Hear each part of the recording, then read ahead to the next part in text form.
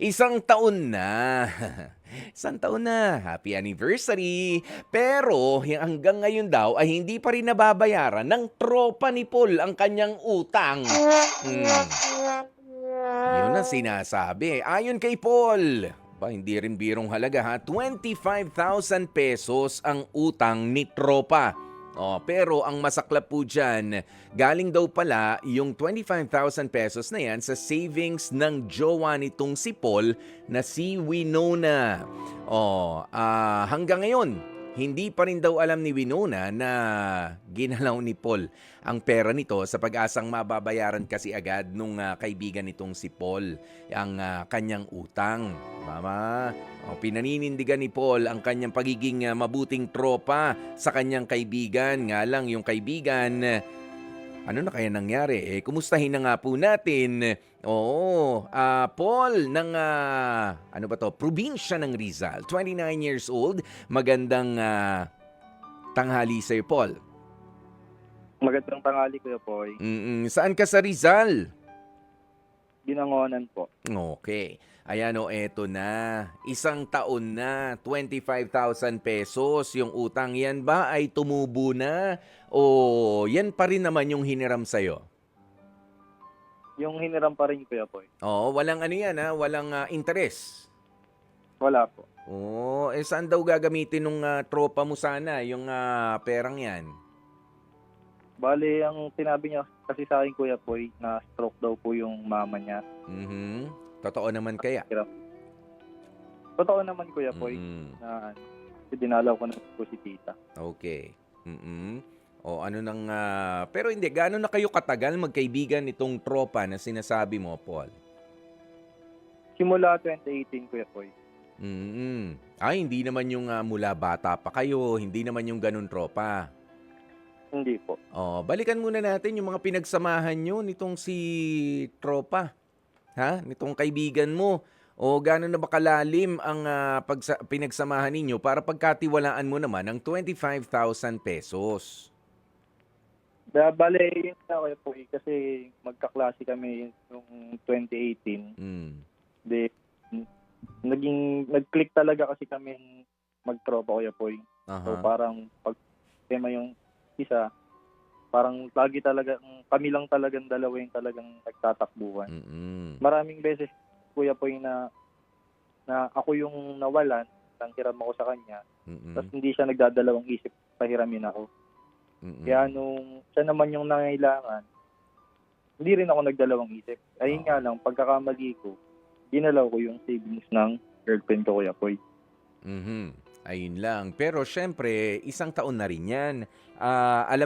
Kaya nga tinanong ko sa iyo kanina, totoo bang merong health emergency yung sinasabi niyang nanay niya nga na na-stroke? So totoo naman, anong paliwanag naman nitong tropa mo ngayon? Kasi kahit papaano, kahit paunti-unti ay isinosoli naman din sana. Yes, Kuya Poy. Ayun nga, Kuya Poy, kasi hirap din siya ngayon. Sabi niya sa akin, yung nagamot pa lang daw nung magulang niya, magkano naabot kasi parang na bedridden si tita.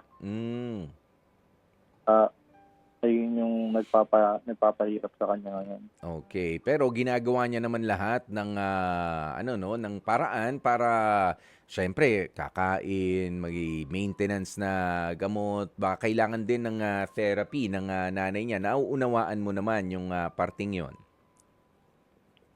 Yes, Kuya Poy, hindi yung ano ko talaga na kaya hindi parang naano rin talaga ako singilin ng singilin kasi nakikita ko rin naman yung paghihirap niya ngayon, Kuya Poy. Actually, sumasideline pa siya ng ibang trabaho para lang ma-sustentuhan yung sa family niya. Oo. Ayan, meron din ba siyang iba nakakatulong naman sa pamilya nila? Sabi niya, ang nakwento niya sa akin, Kuya Poy, nung una daw yung mga kamag-anak nagbibigay. Pero ngayon parang hindi na rin daw tumutulong, Kuya Poy. Tapos yung iba niyang kapatid, Kuya Poy, medyo sakit sa ulo. Kaya parang siya na lang talaga yung mag-isang gumagalaw talaga sa kanila, Kuya Poy.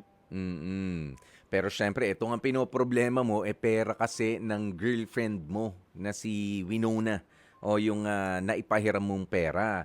hindi mo ba magagawa ng paraan na, syempre, responsibilidad mo kasi yan, Paul. Ha, yung pagpapahiram doon sa kaibigan mo at lehitimo naman. Sabi mo nga, yung paghihirap ng friend mo, nakikita mo rin, yung sabi mo, yung pagtsatsaga niya, pagsiservisyo niya doon sa nanay niya, bakit hindi mo naisip na na ikaw na lang yung unti-unti na magpuno doon sa nahiram na kwarta? Hindi, ganun ang nasa isip ko naman talaga, Kuya Poy, kung sakaling hanapin na rin talaga, ako na lang talaga yung magbabayad kasi kasalanan ko naman yung Kuya Poy. Ako na lang, kumbaga, sa akin na lang magbayad yung tropa ko pag meron na siya. Alam mo kasi ang mahirap pagtakpan yung alam mong tinakbuhan ka, yung alam mo niloko ka, 'di ba? Yun yung parang ay hindi, talagang kung gusto mo magkabaranggayan pa tayo. 'Di ba? May mga ganyan eh. Pero ito nga, kaya tinatanong natin na nakikita mo naman na totoo yung kanyang pagpapagal, yung pagpapakahirap din sa paggawa ng paraan ng tropa mo, maybe yan yung pero ang may suggest ko sa iyo, no, yung kung papaanong paraan na lagyan mo na ng pakonti-konti. O kaysa naman yung pagka nagkabiglaan pa, medyo mabigat din naman kapag ka maglalabas ka ng 25,000 pesos. Agad-agad kapag ka naningil pa si Winona. O dapat ngayon, unti-unti mo nang sinusoli. Yes, Kuya Poy. Magandang rin yung Kuya Poy. Kasi yun nga, baka biglang hanapin sa akin, ako din yung mahirapan kasi hindi nga rin biro yung 25,000. Kaya siguro sa susunod na sahod, Kuya Poy, kahit mag-pay na ako ng pakonti-konti. Oo, mas maganda pare, lagyan mo na ng pakonti dahil mahirap yung magulantang tayo. Syempre ikaw rin naman, meron ka mga bayarin na sarili mo, 'di ba? Hindi naman kayo nagli-live-in pa ni Winona. Hindi, Kuya Poy. Oo, kumbaga meron ka pang responsibilidad sa mga magulang mo rin. Tama? Yes, Kuya Poy. Meron mga sagutin sa Wi-Fi. Tama, Kuya Sa Poy. Wi-Fi, tapos papasok na naman. Eto, nasa March na nga tayo, ilang linggo na lang. Inaasahan na natin, magtatag-init na. May aircon kayo? Wala, Kuya Poy. Wala? Wala po. Wag ka munang bumili. Dahil baka pagka bumili ka, tataas na. Siyempre, pagka bumili ka, mababawasan yung savings mo. Kapag ka ginamit nyo na, siyempre, tataas din yung konsumo sa kuryente. Yari na naman tayo dyan, di ba? Pero hindi. Wag naman na mapupunta doon sa mga ganong Kung kinakailangan, yun ang unahin. Pero yun nga, I strongly suggest na ikaw na, punan mo na muna. Total responsibilidad mo at sabi mo nga ay tunay naman yung mga dahilan nitong kaibigan mo. Pero ikaw ba nakakapag-extend pa rin ng tulong sa kanya? Tumutulong pa rin naman po pagka alam mo kapag ka sinabi natin na tulong, hindi lang naman yung financial help, yung natin, most of us pinag-iisipan, tulungan mo naman ako, pera. 'Di ba? Ganoon. Pero sabi mo nga dahil sa marami na rin kayong pinagdaanan nitong kaibigan mong nakahiram nga sa'yo ng pera, hindi pa rin maisole dahil mag-iisang taon na, sana kahit papaano yung emotional support, ay nandun ka pa rin bilang dating tropa niya. Nagagawa mo pa ba yun, Paul? Alam mo yung makikipagkwentuhan ka ng walang singilan. Alam mo yung pwede ka magdala ng lutong ulam na sobra sa bahay ninyo. Kaya prutas kaya para sa tita mo, na nanay niya. Nabibisita mo ba si tropa na ganon? Yes po, Kuya Poy. Actually, walang araw sa isang linggo na hindi kami nagkakausap. Yung kahit hindi kami magkita, nagkikwentuhan lang kami, tatawag siya, tatawag ako, magkakamustahan lang kami. Maglalabas siya ng problema sa akin. Ganun din ako sa kanya, Kuya Poy. Kaya talagang dikit kami talaga, Kuya Poy. Ano lang talaga siya ngayon, parang hirap lang talaga siya ngayon, Kuya Poy. Nalubog. Nalubog sa ngayon. Pero sana ini-inspire mo rin siya. Na kailangan niyang bumangon at kailangan din naman na yung iba pang mga taong nasa paligid niya ay kausapin niya, lalo na yung mga kapatid, kamo. o ng mga pasaway sa isa sa mga pag-uusap ninyo, hindi naman pwedeng ganito. Ako na lang ng ako ang sumasalo. Pare-parehas nating nanay ito. Pare-parehas tayo nabuhay ng dahil sa gatas na lumabas sa dibdib ni nanay. Hindi ba? Eh, responsibilidad natin yan. Yan siya na alagaan, suportahan. Ngayong nakaratay nga siya sa banig ng karamdaman, sabihin mo rin yun. Alam mo, minsan masarap na nagpapaka-superhero tayo dahil akala natin sa pamilya natin, tayo nga yung bibida. But in the end, kung sakasakali, masakit man na katotohanan, kung sakasakali may kaprason lupang mamanahin, equally divided naman yan para sa inyo. Hindi naman lalamang yung sayo kahit mas lamang yung hirap mo. 'Di ba? Hindi naman ganoon Tama ko 'yun. O hindi ganoon 'yun. Pero kung galing nga sa puso yung pagseserbisyo niya sa nanay niya, wala naman din tayong problema ron. Pero paalala mo, tayo mga tao, napapagod din tayo physically, natutuyo din tayo emotionally, 'di ba? Ayan din, may mga nahihiraman tayo. At least, dyan sa nahiram sa'yo, baka pwedeng dun siya humingi ng tulong.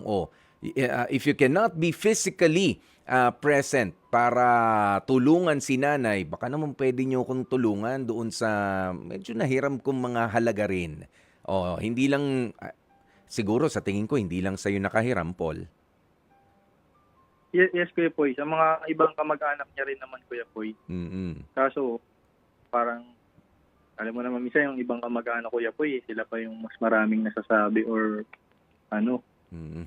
Kaya kami lang talagang dalawa yung tutulungan talaga, Kuya Poy.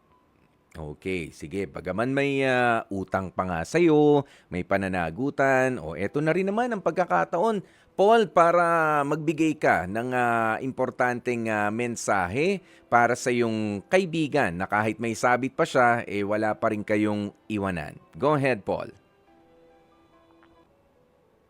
Para sa tropa ko, hindi ko napapangalanan, Kuya Poy, kasi Oo. baka, Sige. magpakatatag ka lang, saka dasal lang. Malalagpasan din natin kung ano man yung mga problema natin. Lilipas din yan, tsaka andito lang ako parati para sa'yo. At syempre, magbigay ka na rin ng mensahe, Paul, sa girlfriend mo na hindi nga niya alam na naipahiram mo yung pera, ano? Alam mo, malaking usapin din yan pagdating sa relationship. Minsan may mga nagkakasira sa ganyan pero kasi hindi rin pinaghirapan ng partner mo yan. Siguro meron kayong meron kayong binabalak na itayo in the future? Ano po, Kuya Poy? Para saan na ba yung iniipon ninyo na yan, yung 25,000 pesos na pera ng jowa mo na hawak mo? Balak din namin magkaroon ng maliit na negosyo, Kuya Poy. Di ba? Sige, magbigay ka naman ng mensahe para sa kanya at siguraduhin mo na magiging maayos pa rin naman ang relasyon ninyo. Go ahead, Paul. Para kay Winona naman, huwag ka mag-alala, hindi kita tatakbuhan. Kung ano man kung malaman mo man na nagalaw ko yung pera, ibabalik ko sa iyo yun. Ginamit ko lang naman yun para makatulong sa tropa at hindi ko naman siya ginamit sa kalokohan. And magtiwala ka lang sa akin. Yun lang, mahal na mahal kita. Yan. Ito sa pagkakataong ito, kausapin muna natin. Meron tayong caller na magbibigay ng reaksyon mula sa Albay. Itong si Andrew. Paring Andrew, magandang tanghali sa'yo. Yes, good afternoon, kapatid. Kapatid, ano ba masasabi mo dito sa kwentong ibinahagi nga sa atin ni Paul? Ang advice ko kay Paul ay dapat sabihin niya na agad sa girlfriend niya yung nagpahiram siya ng pera. Kasi in the first place, hindi niya naman pera yun .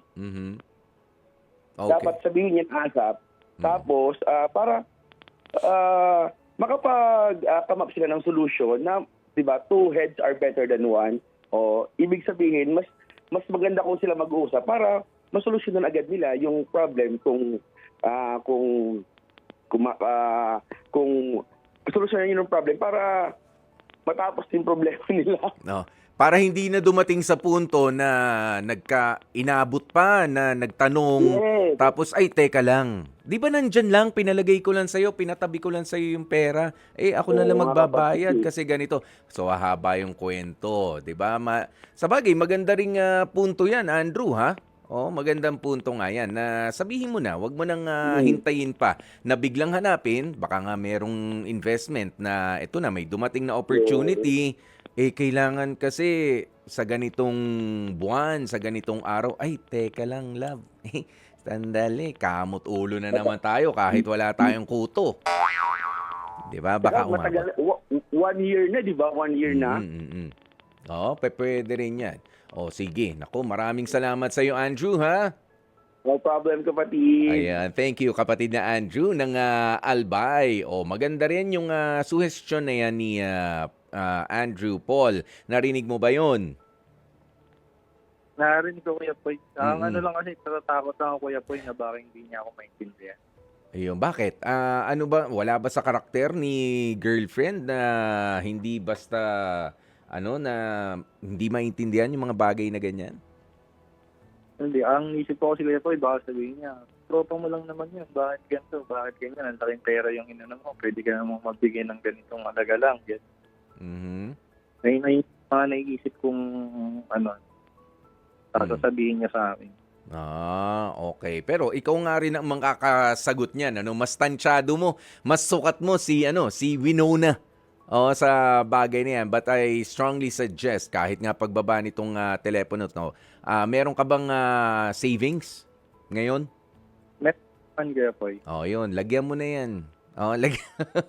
Lagyan mo na agad yung malaking butas na yan para lumiliit na. 'Di ba? Para sa mga susunod na sahod, sa mga susunod pang mga kikitain mo sa mga racket, lagyan mo na ng lagyan para tapos na. But then again, wag sanang abutin na magtanong na itong si Winona. Kung hindi, talaga magpapaliwanag ka. Yes, Kuya Poy. Oo. Ayan. Meron ka pa bang ibang gustong sabihin, Paul? Wala na po, Kuya Poy, yun lang po. Okay. So, sige, maraming salamat ha sa pagtawag at sa ating confession